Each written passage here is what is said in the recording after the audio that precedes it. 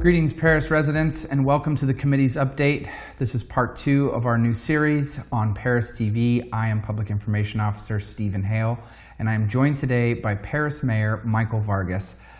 Mayor Vargas, welcome to the committee's update. Thanks for being here. Thanks, Stephen. Pleasure to be here. So we have recently had on Councilmember David Starr-Rabb, who has come in and talked a little bit about the Public Safety Committee. We wanted to check back in with you because we know that after a recent string of crimes, you came on and addressed the residents. You had a message for our residents, and so we kind of wanted to follow up with you on that. We've also, since that time, have had a city council meeting, a special city council meeting, where our city council met with residents. They heard their concerns, they heard their thoughts on increasing this public safety staffing levels, and then our city council took some action. And we've made some immediate changes that we can have moving forward going into the new fiscal year. But I want to back up a little bit and talk with you about previous years. This is not the first time that the City of Perris has made these changes and made these increases to our staffing levels. So maybe you could start by telling our residents how this has been an ongoing thing, it's been a continuous thing, and how we've actually made increases in previous years. Sure, that's a good question. So one thing for sure, the mayor and the council, and even past councils and mayor, has always supported public safety. Sure. You know, it's a #1 priority. So during my time here with the council, we, in July of 18, we added 10 additional patrol hours to the day. So at that time, it was 150 hours of patrol time. Adding 10 hours to 160, that 10 hours basically is equivalent to adding another black and white in the field. Then last year, 2019, we funded and created a POP unit. It's problem-oriented policing, and that's comprised of 3 deputies and 1 sergeant. And they are just fully dedicated to dealing with quality of life issues, whether it's gangs, trying to clean up our parks, dealing with vagrancies, homelessness, whatever the case may be. They're fully dedicated. They can work around the clock, 7 days a week. Wherever they're very flexible, so wherever they need to be.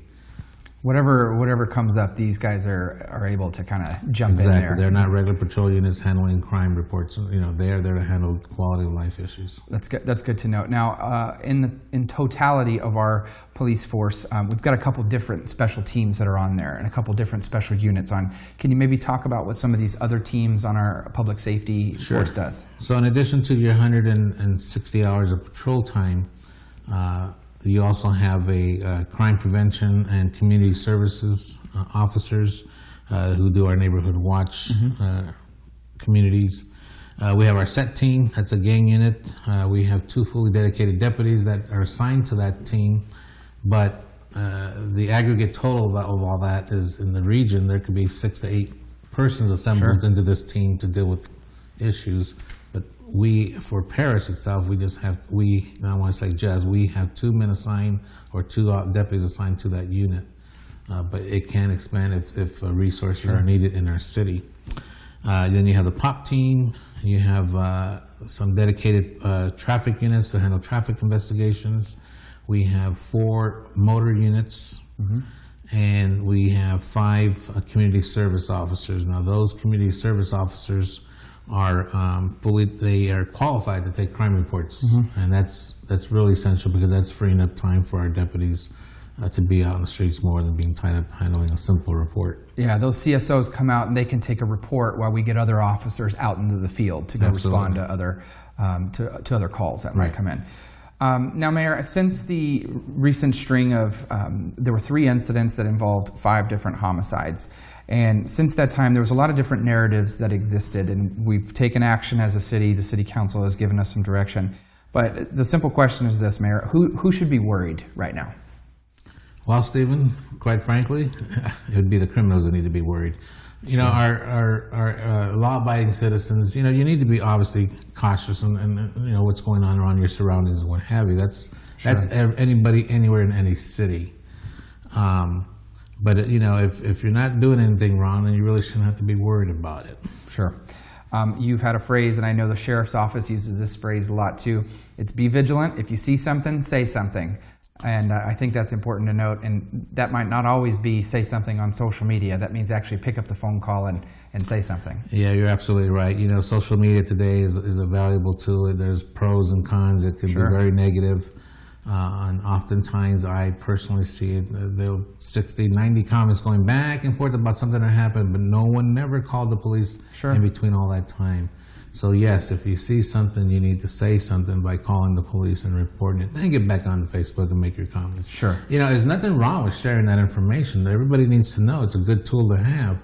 But if you haven't made that initial contact to the police, we're defeating the purpose. That's right. That's right. Well stated.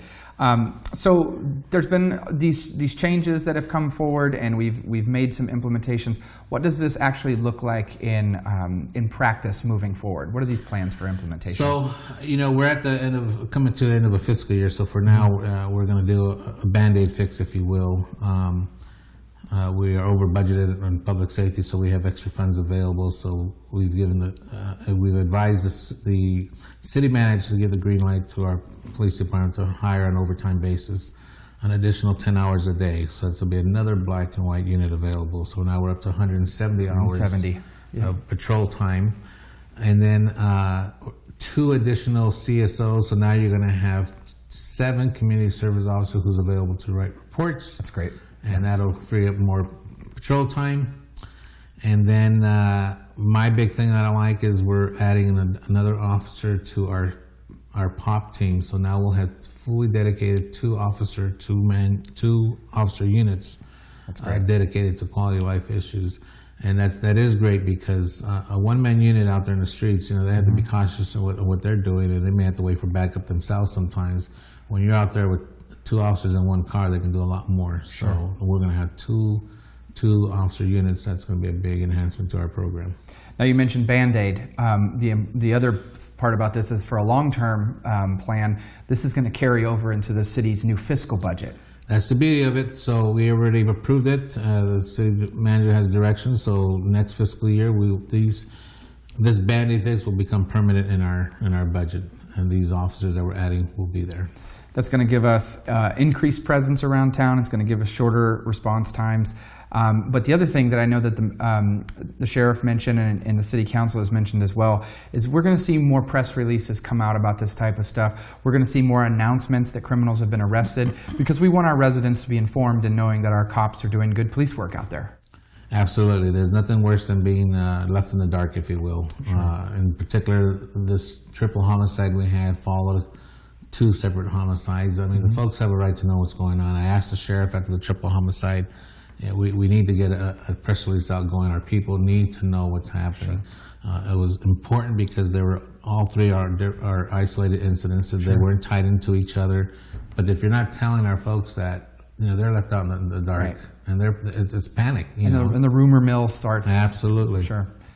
Now, you've got a lot of ideas for this Public Safety Committee. There's an evolution that takes place in this. What happens next for the Public Safety Committee? So it's technically was a public safety ad hoc, which means you only formed when you needed to meet. As needed basis. As needed. I bumped it up at our last council meeting. I addressed it with the council that we're going to now call it a ad hoc subcommittee, a public safety subcommittee, which means we will meet on a monthly basis. It's also going to be open to the public. But more importantly, every 2 months or perhaps every quarter, we're going to have what I like to call a stakeholders public safety meeting, which is going to invite our stakeholders, our superintendents from our local school districts, clergy, law enforcement, the business community, our community members. It's going to basically be a think tank or share networking. I mean, it takes, I've always said this since I became mayor, it takes a village. I can't do it by myself. The council can't. It takes a village to run this city. And that think tank for public safety is going to be a vital, important role as how we move forward from here. And on top of all that, these types of strategies are going to provide our youth with another avenue for a successful future, as opposed to maybe going down a path that might not lead to good things. Good point. I mean, and that's why we want to involve our different members of the community and the superintendent. We need to come up with some more after school programs, something, whatever it is, to keep our youth busy. Well stated. Mayor Vargas, thank you for taking some time to talk with us today. This is an important issue, and I appreciate your time. I know it's valuable, but I think this is good for our residents to hear. Absolutely, Stephen. Thank you for having me. And thank you all for watching here on Perris TV. This was part 2 of the committee's update. Stay tuned for part 3 and 4 with Mayor Pro Tem Rita Rogers and Councilmember Maricela Magana as we discuss topics about the Ways and Means Committee. For Perris TV, I'm your Public Information Officer, Stephen Hale.